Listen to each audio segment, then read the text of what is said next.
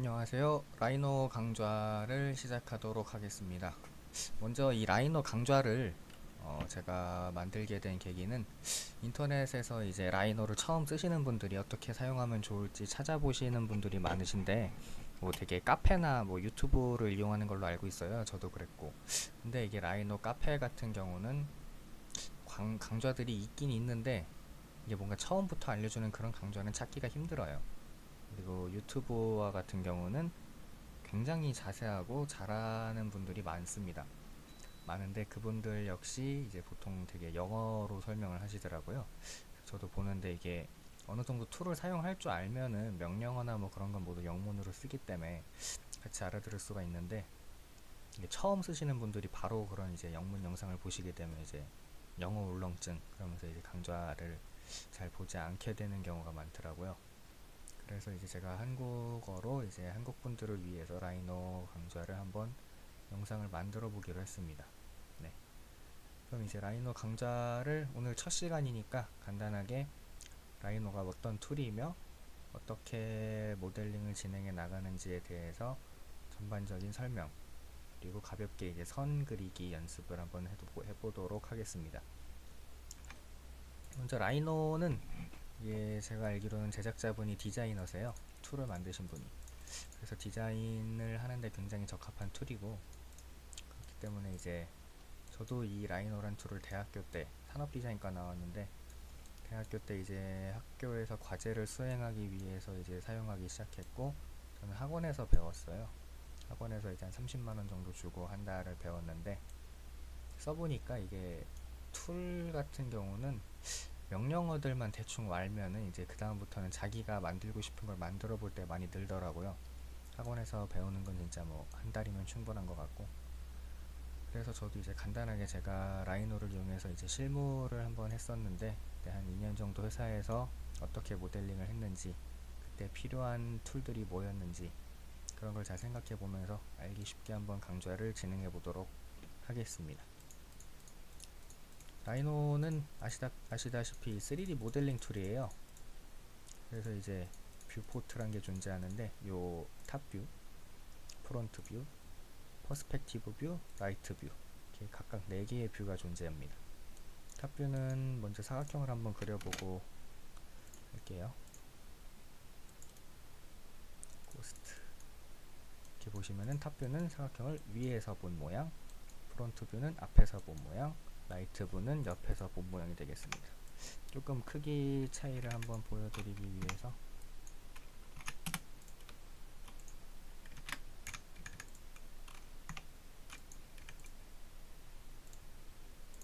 상자를 움직여 보도록 하겠습니다. 아예 직사각형을 그리죠. 보시면은 이제 탑에서 본 경우 위에서 보면 이렇게 네모나게 정사각형으로 보이겠죠. 앞에서 보면은 길쭉하게, 옆도 마찬가지죠.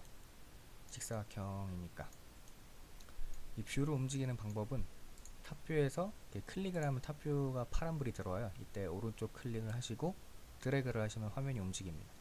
마찬가지로 프론트 뷰도 라이트 뷰도 퍼스펙티브에서는 오른쪽 키를 누르고 하면 이렇게 움직이는데 축은 고정이 돼 있고 회전만 해요.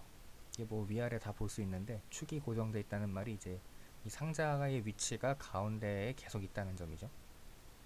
이럴 때 Shift를 누르고 움직이시면 좌우로 움직일 수가 있습니다. 그리고 마우스 휠 버튼을 누르시면 확대 및 축소가 가능하고요.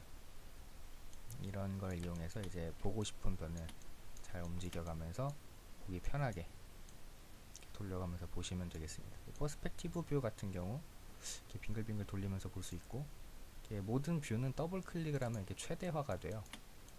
조금 더 이제 작업을 하는 데 있어서 필요한 부분이나 선과 선 등 이렇게 중요한 부분을 모델링을 해야 될 때는 이렇게 봐가면서 하시는 게 더 도움이 되겠죠.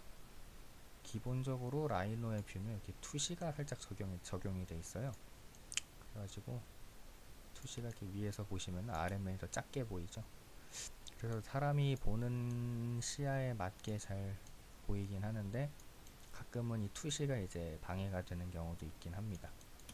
그래도 라이노는 이런 게 장점 중 하나니까요. 이게 솔리드웍스 같은 걸 보면 투시가 적용이 안 돼서 오히려 더 불편하게 보이는 경우가 있어요. 그럼 일단 뷰포트 설정은 이렇게 마치고요. 이제 그리드를 알려드릴게요. 그리드가 뭐냐면은 아시다시피 모눈종이에요. 네모나게 진한 선들이 있고, 진한 선은 10칸일 거예요. 아마 작은 칸이 하나 둘셋넷 다섯 여섯 일곱 여덟 아홉 열, 네, 10 곱하기 10 이렇게 칸을 보여드리고, 이 그리드를 어디다 쓰냐, 물론 치수를 볼 때도 쓰지만 실제로 칸을 세어가면서 치수를 재진 않잖아요. 눈대중으로 쓰긴 하는데, 그리드의 가장 중요한 역할은 이렇게 밑에 그리드 스냅이라는 걸 켜주시면은 포인터가 따라가는데 그리드마다 걸립니다.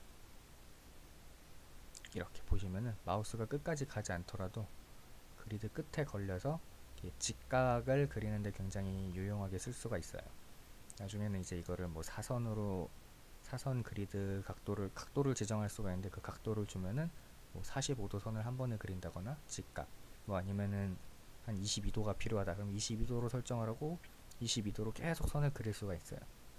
그렇게 사용할 수 있는 게 그리드입니다. 그래서 처음에는 이 그리드 스냅을 키고 작업을 하시는 게 좋아요.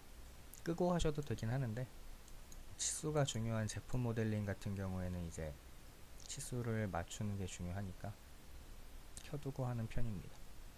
그럼 먼저 선을 한번 그려볼 텐데, 선은 이렇게 폴리라인 이쪽에 있는 건데, 이 폴리라인이 갖다 대고 가만히 있으시면 폴리라인과 오른쪽 클릭은 세그먼트라고 이렇게 표현이 돼요.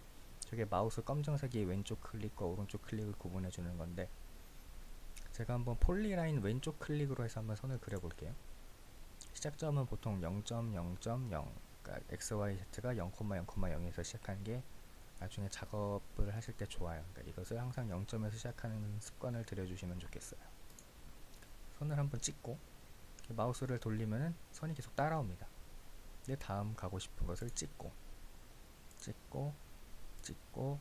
마지막에 돌아오면 이제 명령이 종료가 됩니다. 알아서 더 이상 선이 따라오지 않아요. 그리고 내가 선을 중간에 끊고 싶다 그럴 때는 그냥 가시다가 찍고 여기서 끊고 싶어요. 그러면은 폴리라인의 다음 점 완료되면 엔터키를 누르십시오. 엔터키를 눌러주면 이렇게 명령이 끝나게 됩니다. 항상 이 창을 잘 보셔야 돼요. 라이너는 이 위쪽 창에 설명들이 나오는데, 처음 쓰는 명령어라고 할지라도 이 설명을 잘 읽어보면은 어떻게 진행을 해야 되는지 알 수가 있습니다. 그러면 이제 왼쪽 클릭으로 폴리라인을 그려봤으니까 한번 오른쪽 클릭도 한번 써볼까요? 선 세그먼트 똑같이 찍고 다음은 기역자 찍고. 여기서 엔터 키가 엔터를 누르라고 하는데, 라이너에서 엔터 키는 마우스 우클릭이에요. 오른쪽 클릭을 하시면 엔터와 똑같은 효과가 나옵니다. 찍고 하다가 완료되면 엔터 키인데, 이때 마우스 오른쪽 클릭을 누르시면은 바로 명령이 이제 엔터와 똑같은 현상이 일어나죠. 엔터 키보다는 저는 이렇게 마우스 오른쪽 클릭을 쓰는 편이에요. 자, 그럼 일단 이렇게 왼쪽 오른쪽 클릭으로 각각 선을 그려봤는데 어떤 점이 틀리길래 이렇게 나눠놨나 이렇게 한번 눌러보시면은, 마우스로 이렇게 클릭을 해보세요. 클릭을 해보시면은 이 아래쪽이 이제 폴리라인으로 그린 걸 누르면 한 번 클릭을 했는데 사각형이 전부가 클릭이 돼요. 기역자의 반대로 꺾인 기역자도 마찬가지고. 근데 이제 이 선 세그먼트로 완성된 선을 눌러보시면은 선이 하나씩 클릭이 됩니다. 얘도 마찬가지. 물론 이 폴리라인으로 그린 것도 분해가 가능해요. 이쪽에 보시면 분해라는 게 있는데, 분해를 눌러주시면 이 친구도 마찬가지로 하나씩 떨어집니다.